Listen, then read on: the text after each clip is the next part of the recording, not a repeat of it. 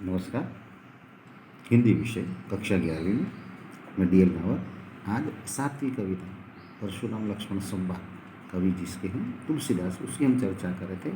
आज आगे के चरण में या भाग में हम इसकी चर्चा करेंगे। 5वें भाग में हम यहाँ पर जो दोहा है प्रश्न नंबर 33 पर, उसकी हम चर्चा करेंगे। तो यहाँ पर जो दोहा है, लक्ष्मण जी का जवाब सुनकर परशुराम जी अपना परिचय भी देते हैं और उन्होंने पूरे ब्रह्मांड को, पूरी पृथ्वी को किस प्रकार से अपने परशु के बल से, अपने भुज बल से क्षत्रिय विहीन या राजाओं से विहीन किया था, उसका परिचय भी दिया था। और साथ में तुम छोटे बालक हो, इसलिए मैं तुम पर किसी प्रकार से वार नहीं करना चाहता, लेकिन तुम मुझे आम मुनि समझने की गलती या भूल न करो तो अच्छा होगा। उसके बाद आगे परशुराम जी कहते हैं दोहे में, मातु पिता ही जनी सोच बच कर ये महिष की सूरत। देखिए, परशुराम जी कहते हैं कि माता पिता, तुम जिस प्रकार से मेरे साथ वाद विवाद कर रहे हो, शायद तुम्हें इस बात का पता नहीं होगा कि जिसके सामने यहाँ चर्चा कर रहे हो, वाद विवाद कर रहे हो, उन्होंने मतलब परशुराम जी ने अनेकों बार अपने भुज बल से क्षत्रियों से विहीन इस पृथ्वी को लिया था। और आज जिस प्रकार से तुम मेरे साथ वाद विवाद कर रहे हो, इसलिए हे राजा के बालक, हे राजकुमार, तुम्हारे जो माता पिता है उनको शोक करने के लिए तुम बाध्य मत करो। देखिए, माता पिता यानी सोच कर ही महिष, तुम अपने माता पिता को शोक करने पर विवश मत करिए। इसका मतलब होगा कि जिस प्रकार से तुम मेरे साथ वाद विवाद कर रहे हो या अपनी मर्यादा का उल्लंघन कर रहे हो, उससे क्रोधित होकर मैं तुम्हें तुम्हारा संहार न कर दूँ। और अगर ऐसा हो गया तो स्वयं तुम अपनी मौत को न्योता दे रहे हो, और ऐसा हो जाने पर तुम्हारे माता पिता शोक करेंगे। इसलिए तुम अपने माता पिता को शोक करने के लिए बातें मत करो। मेरा फरसा बहुत ही विकराल है, महिष की सूरत, और ये मेरा ये जो फरसा मेरे हाथ में वो बहुत ही ताकतवर है और बहुत ही विकराल है। ये इतना भयानक है। परशुराम जी यहाँ तक कहते, मेरे इस परशु के बल से पूरा संसार कांपता है, और ये यहाँ तक कि गर्भ के बच्चों को भी नष्ट कर सकते। गर्भहनि अगर्भ दलन परशु मोर अति घोर। देखिए, मेरे परशु की ताकत, उसका सामर्थ्य कितना जोरदार है कि गर्भ में रहे बच्चे के, या गर्भ में रहे बच्चे को भी जब इस परशु की ताकत का अंदाजा हो जाएगा तो वो अभर्ग मतलब गर्भस्थ शिशु भी गर्भ में ही नष्ट हो जाएगा, गर्भ में ही मर जाएगा। इतना भयानक ये परशु है। बी हंसी लखन बोले मृदुबानी। और ये सब देखकर लक्ष्मण जी ने हंसकर विनम्र भाव से कहा। देखिए, यहाँ पर परशुराम जी अपने बारे में उन्होंने जो कुछ भी किया, अपना परिचय, साथ में उन्होंने अपने सामर्थ्य से, अपने भुज बल से कितने महाभयंकर काम किए थे, उनके बारे में वो बताते हैं। लेकिन सामने जवाब के रूप में 20 हंसी लक्ष्मण जी हंसते, लखन बोले मृदुबानी। तो परशुराम जी की इस वाणी को सुनकर लक्ष्मण जी शांत मृदु वाणी, कोमल वाणी में परशुराम के सामने कहते हैं कि अरे मुनि महाबलवान, हे मुनि।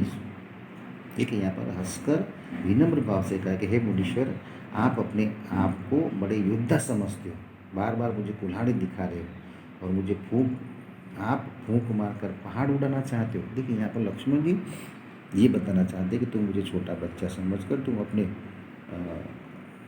जो भी युद्ध या तुम अपने भुजबल की ताकत का अंदाज बताकर, इसका असर दिखाकर तुम मुझे अगर डराना चाहते हो, अपने स्वयं के आत्मश्लाघा या अपनी खुद की प्रशंसा करके, यदि तुम मुझे समझाना चाहते हो, मुझे डराना चाहते हो, पुनी पुनी मोही दिखाओ, बार बार तुम मुझे अपने कुठार, मतलब तुम अपनी कुल्हाड़ी बार बार दिखाकर चढ़त उड़ावन फूंकी मारो, तो क्या तुम मुझे इस प्रकार से अपनी कुठार, मतलब अपने ये परशु दिखाकर बार बार अपने जो भी काम किए उनके बारे में बता कर मुझे क्या डराना चाहते हो? कहाँ कुंभड़ी का कोल है, मैं कोई कुंभड़ी का, कोई चिबड़े का, जो एक प्रकार से अब मान लीजिए कि मैं कोई छोटा या कोई कुंभड़े का कोई छोटा सा फल नहीं हो जिसको एक बार मारने से थोड़ा टूट जाएगा। ये तर्जरी देखी मारी जाए कि मैं तुम्हारे इस प्रकार से गुस्से होने पर, या तुम्हारी ताकत या तुम्हारी इस आत्म प्रशंसा सुन मैं डर जाऊँगा, मैं को चिबड़े का फल भी नहीं लूँ कि तुम्हारी इस ताकत से या तुम्हारे इस परशु से डर कर तत्काल में नष्ट हो जाएगा। देखी कुठारो सरासन बानो, मैंने यहाँ कोई कुंबड़े का छोटा फल या बतिया नहीं हो जो तर्जनी उंगली को दिखाकर मर जाएगा।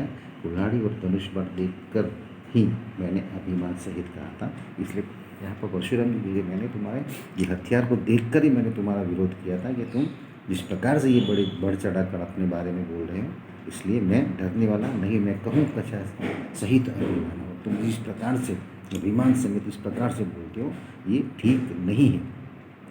भृगुसुत समझिव जनों विलोके, कि लक्ष्मण जी ये भी कहते हैं कि मैंने भृगुसुत भृगु के वंशज मानकर समझी, मैंने आपको भृगु वंश के सूद समझकर और साथ में जनेऊ का मतलब ब्राह्मण में जो जनेऊ लगाई जाती है उसको देखकर जो कुछ कहूँ सरहूँ रीस रोके, और मैंने आपको भृगु वंश के संतान या उनके सूद मानकर, उनके पुत्र मानकर, उनकी कुल के मानकर, और दूसरा आपको ब्राह्मण जानकर मैंने अपनी रीस को, अपने क्रोध को रोक दिया है। क्योंकि हमारे यहाँ पर कुछ मर्यादाओं का पालन, कुछ नियमों का पालन किया जाता है। उस नियमों के पालन के रूप में देखिए कौन कौन सी बातें मानी जाती है।